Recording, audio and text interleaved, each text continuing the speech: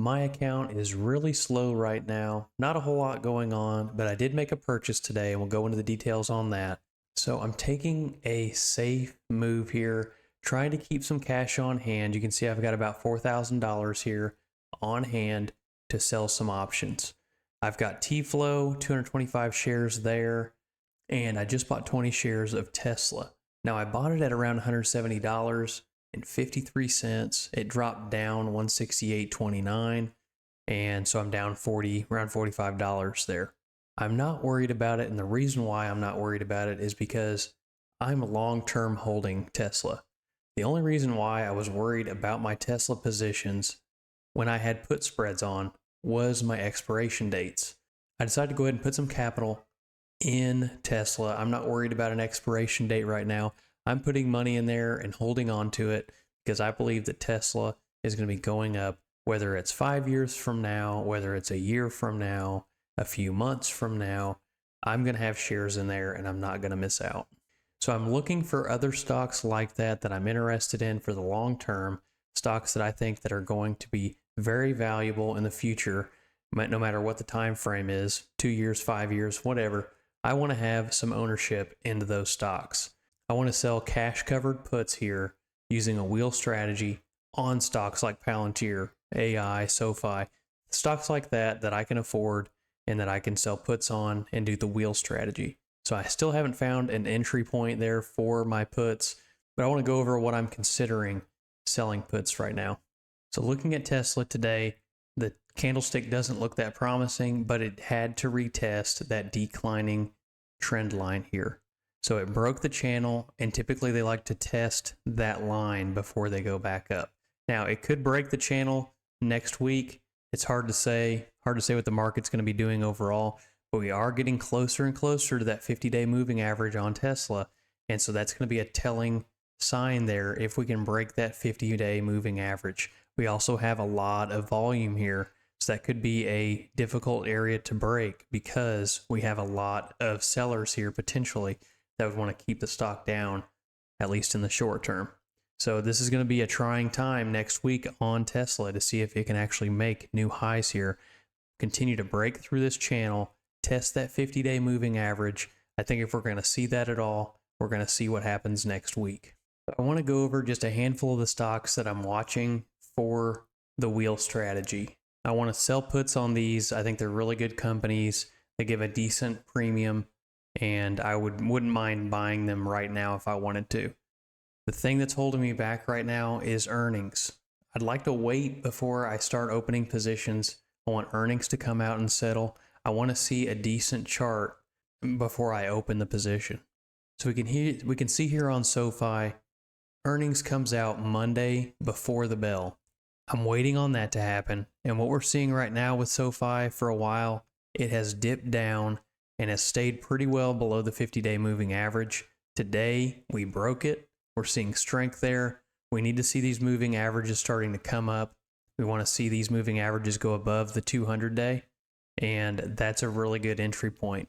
I could get in beforehand. Again, I like to own the shares. I want to get in. I'm really just waiting on those earnings to come out, and then I can decide where I want to get in. We have the same thing with Palantir.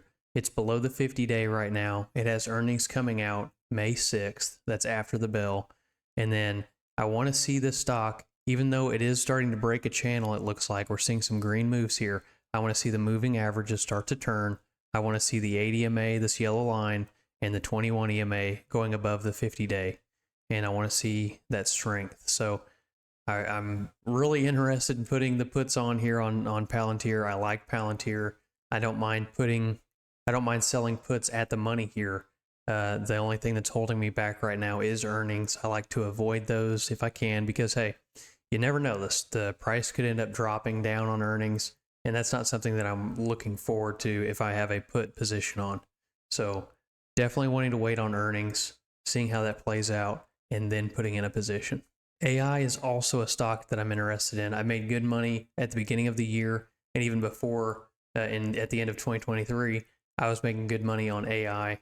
It's a good stock to get into. It's been selling off for a long time. It had a really big move up at the end of February, and it's been selling off ever since. So It looks like we potentially have seen a bottom here down around the $20 range. It has earnings coming out at the end of May. So I'm looking at this right now and I'm watching the candlesticks. I'm looking for an entry point. Right now it looks pretty good, but we have a declining 50-day. The price is below it. We have an 80 EMA and a 21 EMA that's still going down here. And it may be turning around, but we need to actually see that happen. I want to see a good entry point. I want to see something other than this shelving off and dropping. So definitely want to pay attention to the chart. And right now, I'm not seeing anything right now that's good enough to jump in. I do want to sell puts on this stock, but it's just a matter of time right now. So I've got my new position in Tesla, 20 shares. If I could own 100 shares, I would do it. But again, I've got a small account and I'm wanting to be a long-term shareholder. I'm looking for other stocks like that.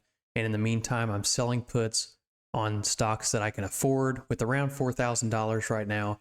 And I'm very limited to what I can do with that.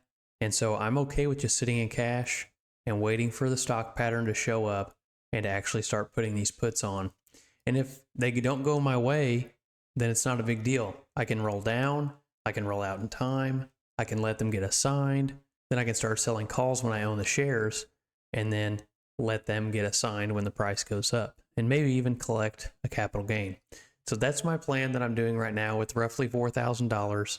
I'm doing lower price stocks that I can do this with, and even though I'm on a margin account, I'm doing the notional value here of these positions just to keep myself safe and not trying to blow up my account.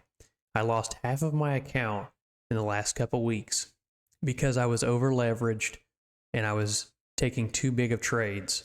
So now what I'm doing is changing it up here. Options is roughly 30 to 40% of my account. Owning long-term shares is roughly 30% of my account. And I have the other 50% in T-Flow. So that's my plan right now, slow and steady. And I want to start adding capital into that account. So if you want to join me on this journey, managing my portfolio, and I'm looking to make back my losses. And hey, if I can end the year with the amount that I started with $16,000, that would be a really good goal. Right now, I've got around $11,350. So if you want to join me on that journey to try to get my money back, hit the subscribe button, and we will see you on the next video.